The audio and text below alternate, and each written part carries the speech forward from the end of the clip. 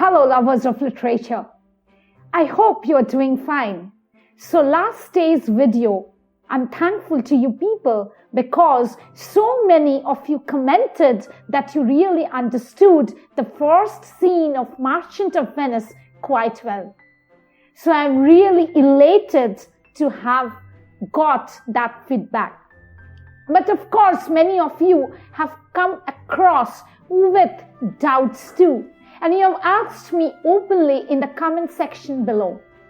I have clarified some, but the most popular question was that, why is Antonio sad? So over the week, I have thought over the answer to it in my own interpretation, which I will of course answer, but for that you have to be tuned till the end of the lecture, because I do not want to procrastinate on the past, that is scene 1. But today we will be delving with the same continuation of the earlier scene into the Act 1, Scene 2. So Act 1, Scene 2, the significance of the scene, let us get into that. So if you ask me the significance of the scene, Act 1, Scene 2. First, this scene opens in the reminiscence of the first scene, that is scene 1. Like Antonio, Portia announces her sadness. But unlike Antonio's, Portia's sadness is incidental, clearly due to the conditions imposed on her by her dead father's will in the matter of her marriage. She must abide by the test of the choice of 3 caskets. She can neither choose who, she says this under quotes, she can neither choose who I would, nor refuse who dislike as a husband. So she is in betwixt of both the situation. She cannot choose her own husband. So that is the cause of her sadness. So this is the first interpretation of this scene. Now the next one.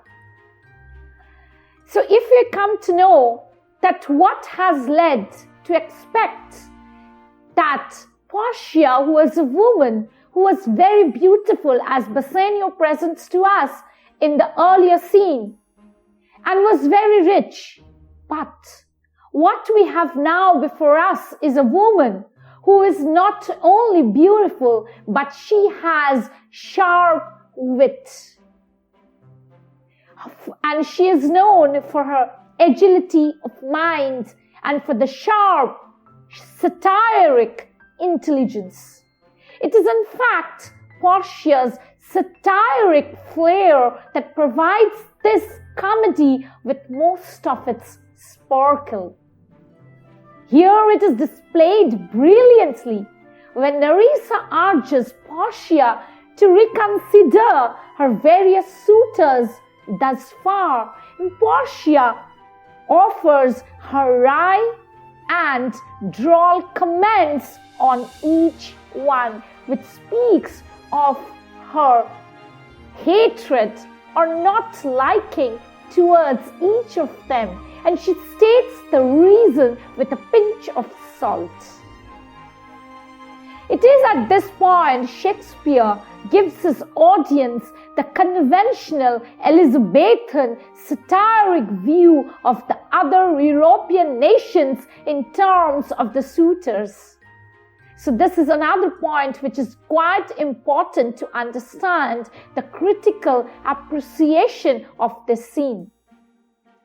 Portia's dismissal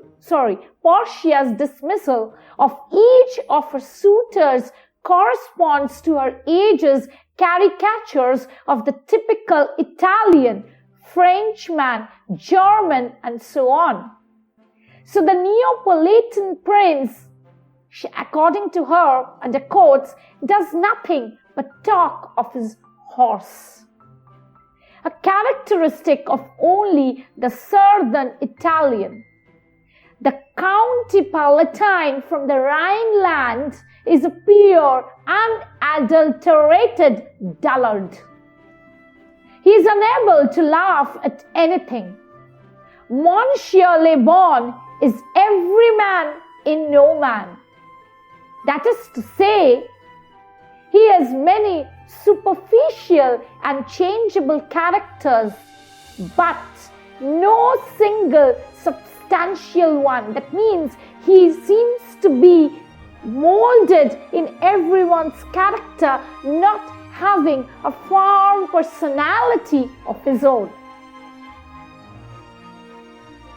Now, to marry him, as Portia says, would be to marry 20 husbands. Such a witty remark to reject someone. The English suitor, on the other hand, affects European fashions in clothing, but gets all of the various national fads in clothes, music, literature, etc., completely confused and refuses to speak any language except his own. And then there is the Scot, defined by his anger at the English. And finally there is the German, who does nothing but drink. Portia sensibly refuses to be married to a sponge. What is a sponge?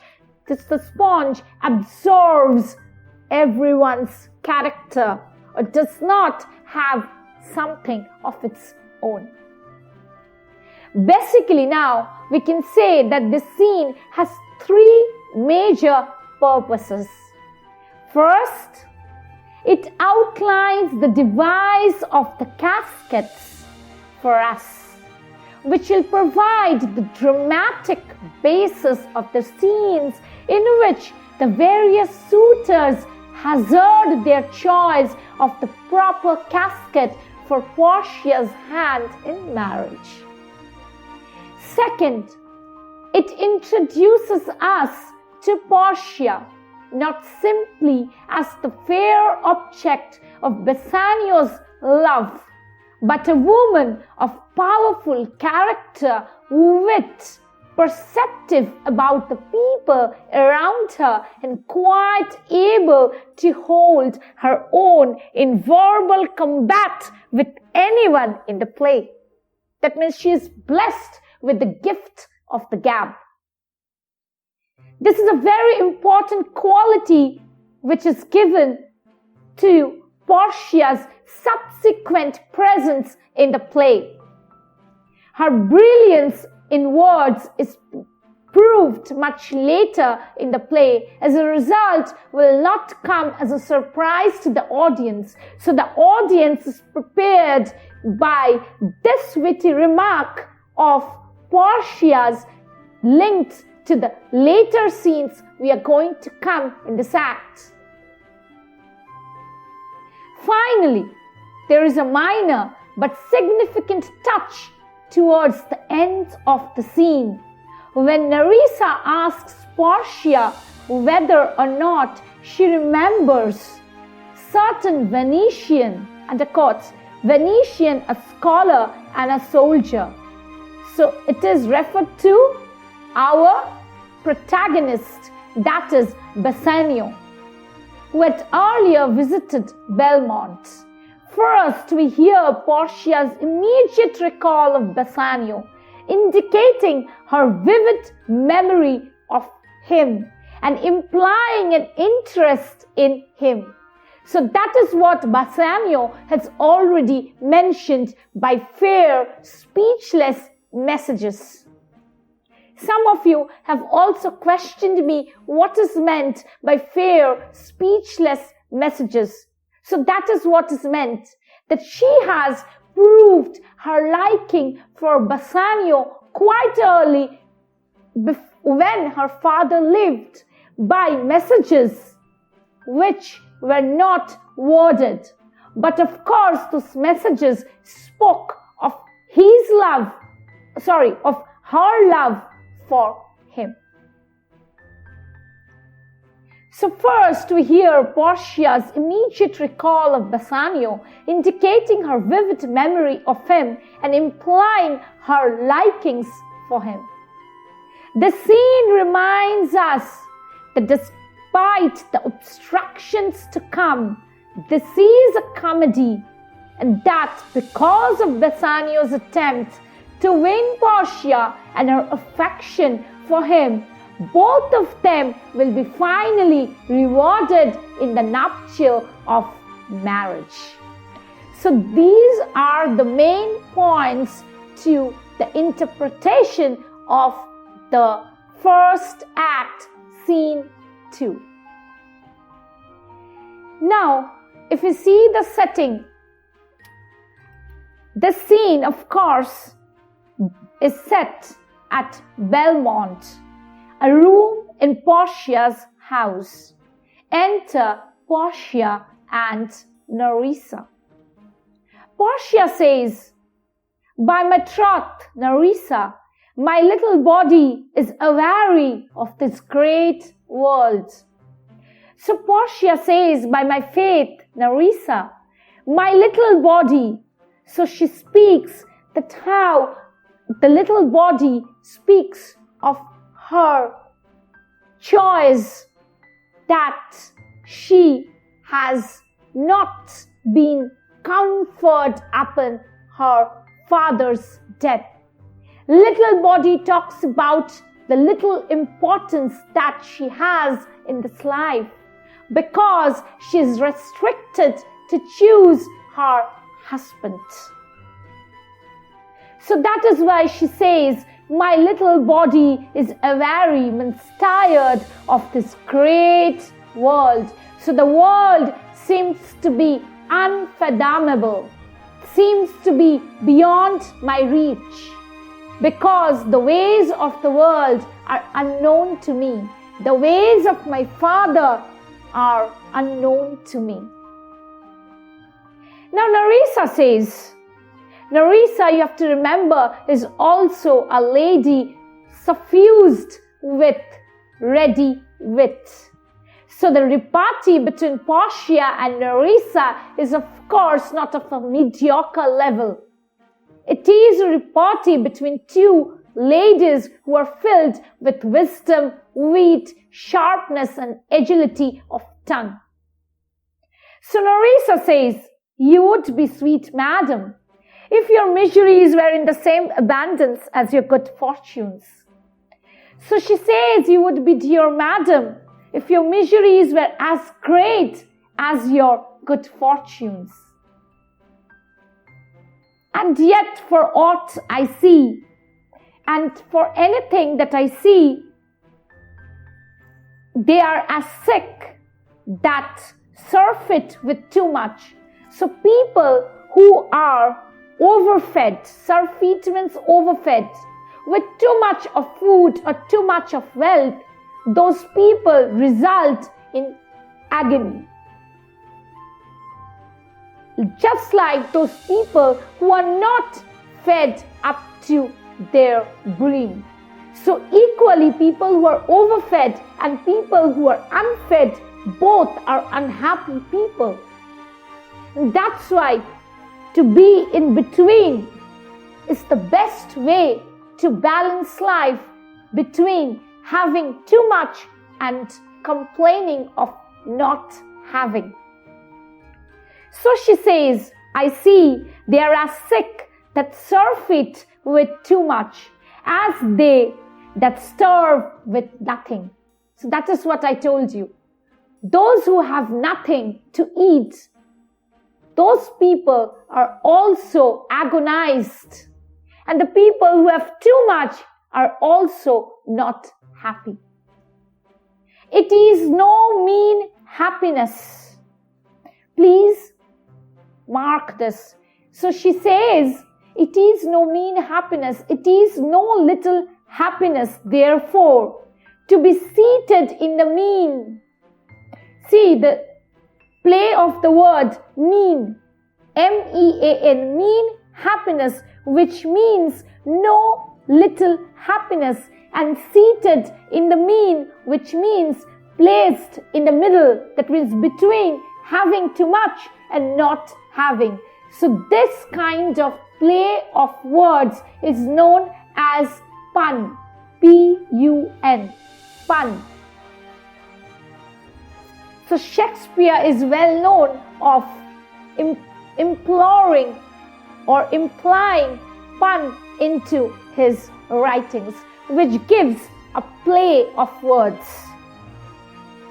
So now she says, superfluity, that means excessive amount of something, comes sooner by white hairs. So excess of something results in white hair. Now white hair does not mean wisdom. It means that too much of exhaustion, too much of vexations lead you to the path where you wear your white hair quite too early. But competency lives longer. So competency means adequate amount of something lives longer. Lives for a better period of time. So here the abstract qualities of superfluity and competency stand for the concrete, that is, persons who have too much when superfluity. It has been mentioned by the abstract noun that is superfluity, but actually it means people who are superfluous or who have been blessed with too much. And competency means just enough, people who have just enough.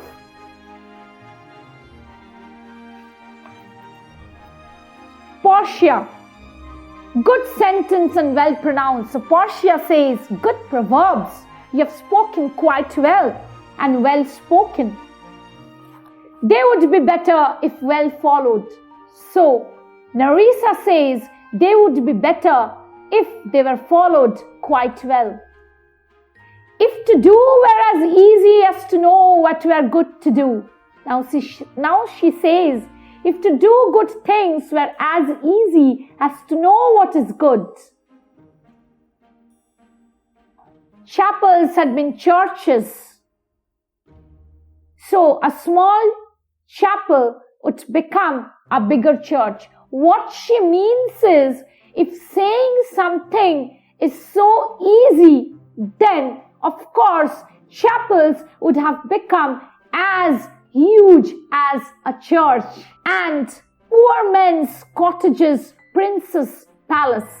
And the cottage of the poor men would turn into the palace of princes. She means that speaking things is easy, but following such things is not as easy.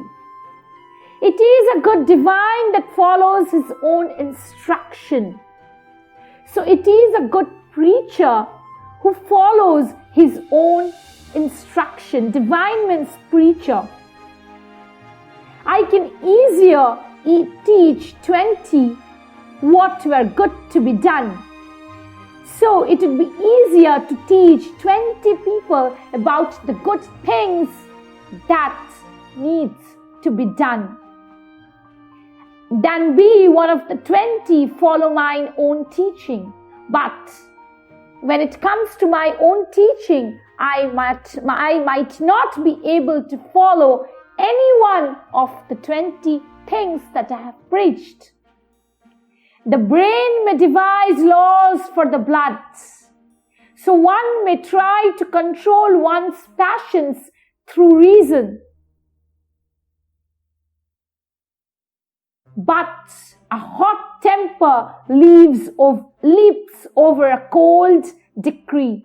But the heat of passion means your heart, the passionate heart disobeys the cold reason of your brain. So she brings in a parallelism between heart and head. So she says it is not easy to control the heart by the reason of the brain. That is what she tells in answer to what Nerissa has just told her. Such a hair is madness, the youth. Now she compares youth or the young phase of life to a hare. And she says youth is like the high-spirited hare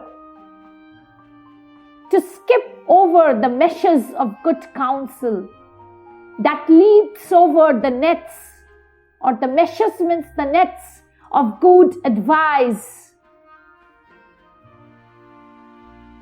of good counsel, the cripple, which moves slowly like a cripple. So, if one has to put a hare, an undisciplined hare, just under the nets of good advice, it will not follow it, because reason is, of course, slow. So good advice is called the cripple. Why?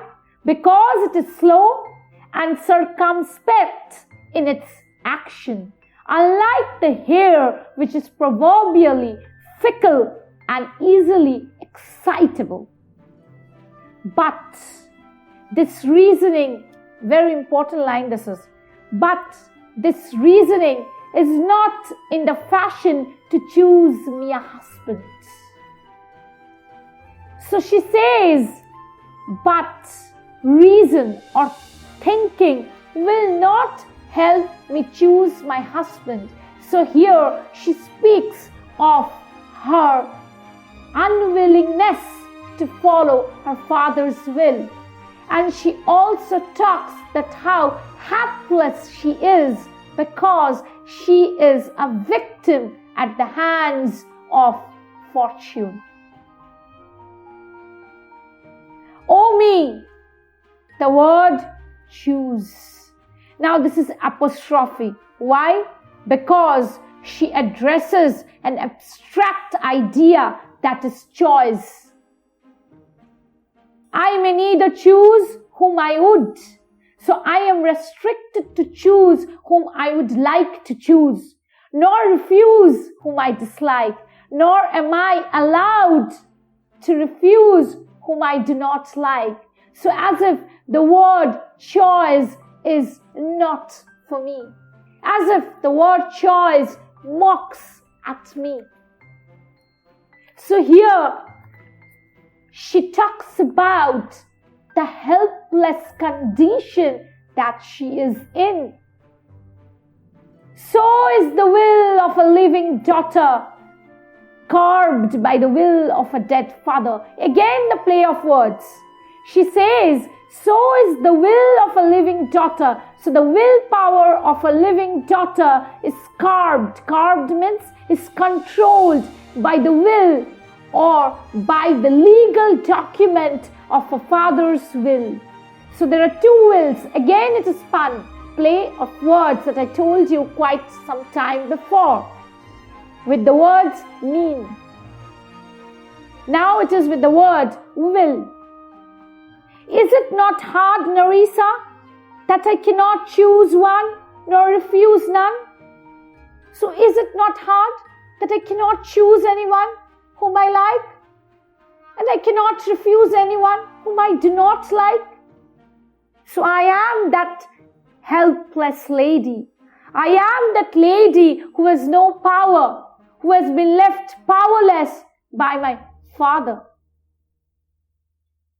Now Nerissa, who always believed that the fathers could never take wrong decision, and for the fact Portia's father, who was so wise, she speaks, your father was ever virtuous. So she tells that believe in your father was ever virtuous. And holy men at their death have good inspirations. So holy men, when they die, they have good counsels of the heaven. So they do things with the grace of the divine purpose. So Nerissa's speech here gives us hope that Portia will be able to find the person whom she loves. And that is what gives us the hope. Therefore, the lottery, here for the first time, the caskets or the lottery is mentioned. That he hath devised, that he has planned in these 3 caskets of gold, silver and lead. So there are 3 caskets lead. One is gold, stands for vanity. One is silver, that stands for your self-fallacy, and lead, which is the base metal. So these 3 caskets, whereof who chooses his meaning chooses you. So whoever chooses this meaning of these caskets, someone who chooses vanity will not be able to get to you. Someone who chooses silver, that means that person has a self-conception, wrong self-conception about himself, and that person will not be able to choose you. But the person who is as humble as lead will be able to get your hand in marriage. Whereof who chooses his meaning chooses you, will no doubt never be chosen by any rightly. So this is not easy to choose. A person who has the right mind will be able to choose the right casket. But one who shall rightly love. So a person who rightly loves you with not being so self-acclaimed or egoistic about your beauty, but will love your heart, will love you softly, gently for who you are, the simple Portia will get unto you. But what warmth is there in your affection towards any of these princely suitors that are already come? Now she intelligently asks Portia, what opinion do you have for the suitors who have come to win you? Now this part, what we are going to do about the suitors, is quite important from the exam point of view. So please be cautious of what I am going to interpret about each suitor. So Nerissa says, first, tell me more about the Neapolitan prince. So she says, first, there is the Neapolitan prince. So this is the first suitor. So she tells that please tell me more about the prince who has come from Naples.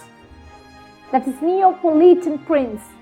Hey, that's a colt indeed. Now Portia says, that's a colt. That is a colloquial term for a young fellow who is rough and inexperienced like a young horse. For he doth nothing but talk of his horse. So this is the fashion, I told you before some time, this is the fashion of that European country he has come from. So each person as if speaks of his country and not of himself. So this man speaks only of horse riding.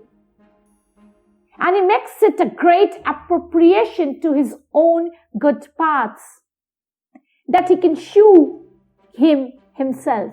And in addition to his accomplishments, he just adds that he can shoe the horse. So that opinion Portia holds about the Neapolitan prince. Next comes, then there is the County Palatine. So this is our second suitor. Now Portia says, he doth nothing. So County Palatine is the Count Palatine. A count is a position from the Palatine, one of the two historical districts of southern Germany. the lower Palatine and the upper Palatine. So Portia says, he doth nothing but frown. So this man does nothing but he frowns. And you will not have me choose. As if to say, if you will not have me choose anyone. So, as if he were to say that take anyone else. He never smiles. So he never gives any positive gestures to Portia. He hears merry tales and smiles not. So he hears tales that might bring a smile, but he does not smile.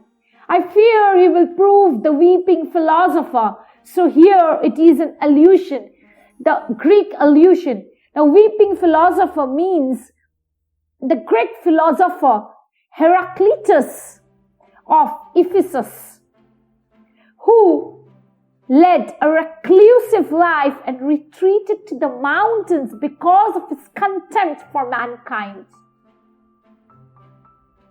Because of his gloomy view of life, he was known as the weeping philosopher. So this man, County Palatine, proves to be a weeping philosopher when he grows old, being so full of unmannerly sadness in his youth. So according to his age, he is filled with improper sadness. I had rather be married to a death's head with a bone in his mouth. So she proves that she is witty. So if you look at a skeleton, his teeth is always bare, grinning. So Portia says, I would rather marry a skeleton who grins all the time than choose someone like this man. God defend me from this too. So God save me from this to people. That is what she tries to tell by this. Now, how say you by the French lord, Monsieur LaVon? So what opinion do you hold of this man, that is the French lord, Monsieur LaVon? Portia says, God made him and therefore let him pass for a man. So since God made him a man, let him be accepted as a man. In truth, I know it is a sin to be a mocker. I know that I should not mock of someone of not being a man. But is he actually a man? Why, he hath a horse better than the Neapolitans. So he has a better horse than the Neapolitans. That is, he has a worse habit of frowning all the time than the Count Palatine. He is every man in no man. So as if he has everybody's personality, but he has none of his own. So that is what he means. If a throstle sing, he falls straight a capering.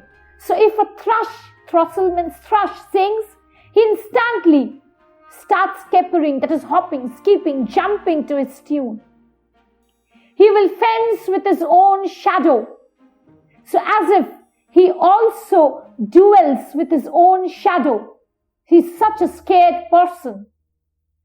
I should marry 20 husbands. If I should marry him, I should marry 20 husbands. So if I have to marry him, I will marry as if 20 husbands.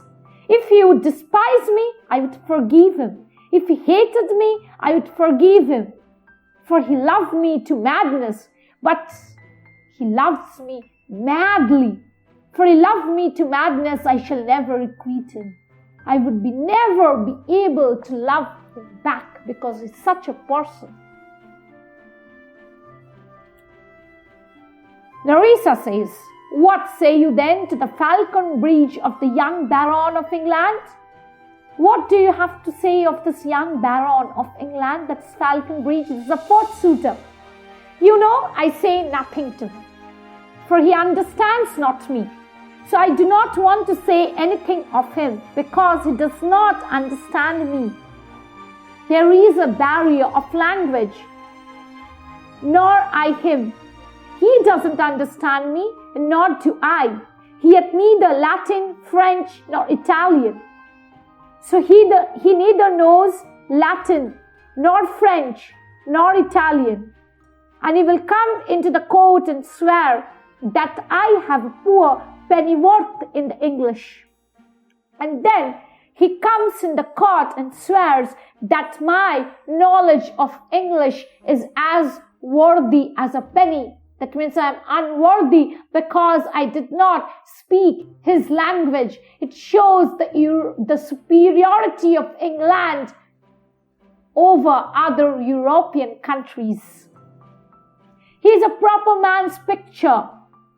So as if he looks like a fine-looking man because he clothes that way. His mannerisms are that way. But alas, who can converse with a dumb show? So who can converse with a man who is dumb, who just shows off in a dumb way? How oddly he is suited. How oddly he is suited for me. I think he bought his tablet in Italy. So how oddly he is dressed. I think he brought his jackets. That is this doublet in Italy. His round hose in France. That is his breeches that they used to wear. In France, his bonnets. That is his hat in Germany. And his behavior everywhere. And his manners are scattered everywhere. Why think of you, the Scottish lord? So what do you think of the Scottish lord? That is the neighbor to England. That he hath a neighborly charity in him. That he is very generous towards his neighbor. That is the Baron from England. He is quite in charity to that Englishman. For he borrowed a box of the year of the Englishman. For he was given a punch in the face by the Englishman and swore he would pay him again when he was able. And he swore that he would pay back that punch. So it shows that he is not interested in me, rather he is interested more in his neighbor. That is the Englishman. And so he would pay him again when he was able. I think the Frenchman became his surety and sealed under for another. I think the Frenchman vouched for him and signed his name underneath the Scotsman's as a guarantor. So the witness to everything was the Frenchman, that both the Englishman and the Scottishman had got into this enmity or this duel of punching each other. How like you, the young German, the Duke of Saxony's nephew? Now this is the sixth suitor. So how do you like the young German, the Duke of Saxony's nephew? Very wily in the morning. So he's very, very hateful in the morning when he's sober. So when he is not drunk, he seems to be in the worst of his mood. When he is drunk, in the afternoon, very wily in the morning when he's sober, and most wily in the afternoon when he's drunk. So even when he's drunk, he is in the most hateful mood. When he is best, he is a little worse than a man. So when he is at this best spirit, he is even worse like a man. So it talks in a negative way, and it talks about the sarcasm of Portia. How sarcastically she remarks about each suitor. And when he is the worst, so when he is at his worst, he is a little better than a beast. So he seems to be just a little better than a beast. So completely what we get is, he is hateful. He is hateful even when he is not drunk, even when he is drunk, even when in his good mood he is worse, and in his worst mood, he is just like a beast, nothing better than that. So that is what we get of this suitor. Now, and the worst fall that ever failed. And if the worst that could happen should happen, I hope I shall make shift to go with him. I shall be able to do my life without marrying him. Because marrying him is just like that. If he should offer to choose and choose the right casket, so if incidentally he chooses the right casket, you should refuse to perform your father's will. So you would dishonor your father's will if you should refuse to accept him. So in that way, suppose if he chooses, she talks about the practicality of the will. Nerissa says, if he chooses the right casket, then if you do not marry him, that means you will not be righteous towards your dead father. So whatever may be the condition, you should believe in your father. You should keep trust in your father. That's what Nerissa tells Portia.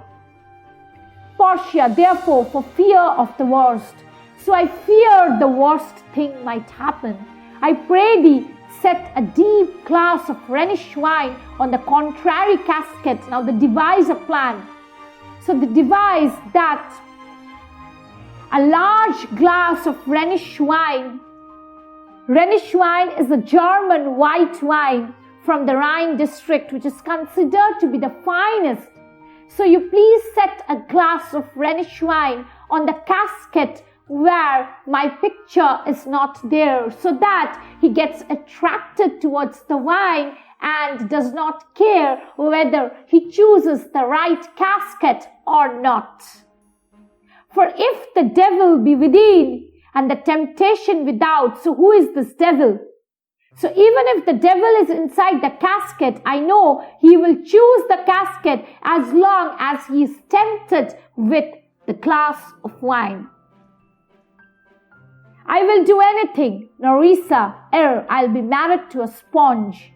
So I will do everything possible, but I will not be married. Sponge here means a drunkard, a person whose mood sways according to his alcohol intake. Now Nerissa says, you need not fear, lady, the having any of these lords. So you don't need to fear having to marry any of these suitors. They have acquainted me with the diminutions, which is indeed to return to their home and to trouble you with no more suit. So they have told me about the decisions, which is to return back to their respective countries and trouble you no more with their proposals. Unless you may be owned by some other sort than your father's imposition. Unless you could be owned by some other suitors than your father's condition of choosing from the caskets. So that's why she says, unless you may be owned by some other sort than your father's imposition, depending on the caskets. Now here comes the Portia's famous speech, which is quite important. It has come many a times in the ICSE board exam. If I live to be as old as Sibylla, so if I live long enough to be as old as Sibylla, now again, this is an allusion. Who is Sibylla? She is a prophetess in Roman myth. Apollo had granted her as many years of life as there were grains in the handful of sand she carried, but not endless youth, as she spawned his love. So she was granted age, but she was not granted of love. Why? Because she spawned the love. Here Sibylla stands for an old woman. So Portia says, if I live to be as old as Sibylla, I will die as just as Diana. Now Diana is again a Roman mythological god. of virginity.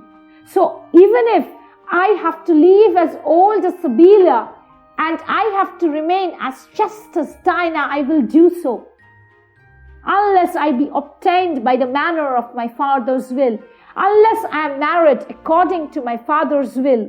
I am glad this parcel of wooers are so reasonable, for there is not one among them but I dote on his very absence. So I am so glad that the suitors are so very intelligent to leave, because I have no interest on any one of them, and I do not wish to be pondering on their absence. And I pray God grant them a fair departure, and I wish God will give them a happy journey back home. Now Nerissa very intelligently wants to know Portia's opinion on our lover, who has already tried to prepare his stand in the earlier scene. Who is that? Antonio's bosom friend and Portia's future husband, Bassanio. So Nerissa tells, do you not remember, lady, in your father's time, a Venetian? Please note these words. It is quite unlike the description of Bassanio we have got in the earlier scene. In the earlier scene, Bassanio have come across as someone who is extravagant in its means, who is not judicious enough to care of his own finances. So here, he has been taken as a scholar and a soldier that came hither, that is, who is to come here in the company of another person, that is Marquis of Montferrat. So he used to come along with his friends, the Marquis of Montferrat. Yes, now Portia remembers him. So here we, the audience or the readers, are kind of offered a relief to our anxiety that Portia, this beautiful lady, might get married to a wrong suitor. So we are assured that there might be some patch-up between Bassanio and our lady. So she says, yes, it was Bassanio, as I think, so was he called. True, madam. He of all the men that ever my foolish eyes looked upon. So he was the person on whom I doted. So I doted on him. I doted on this man. So my foolish eyes have doted on this man. And my eyes, why she says foolish? As if her eyes were searching foolishly for this man, knowing that this man wasn't there among the suitors. So that is why she says, my foolish eyes looked upon was the best deserving a fair lady. So he is the man who deserves you, and you deserve him. So we have another opinion of Bassanio, and we come to know that Bassanio was not wrong in telling Antonio that he has, of course, got fair, speechless messages. I remember him well, and I remember him worthy of thy praise. So he is as worthy as your words, as you praise him. So this is the opinion Portia holds of this man, Bassanio. Enter a servant. How now? What news? So what is the news? The 4 strangers seek for you, madam. So the 4 suitors are looking for you, madam, to take their leave. So we are assured that these 4 suitors are just leaving, and the audience or the readers get a respite. There is a forerunner come, so someone is about to come. So we are prepared for the next scene. So there is a forerunner come from a fifth. So from a fifth suitor, the Prince of Morocco, who brings the word, the prince's master will be here tonight. So another suitor, that is Prince of Morocco, is going to reach tonight. Now Portia feels dejected, feels completely crestfallen. And she says, if I could bid the fifth welcome with so good heart as I can bid the other four farewell. So if I could welcome the fifth suitor as happily as I am bidding this four suitors adieu, so I wish this fifth suitor doesn't come. I welcome him with the same heart as I bid these fellows. So I would have been much better if this man, the fifth suitor, would not have come at all.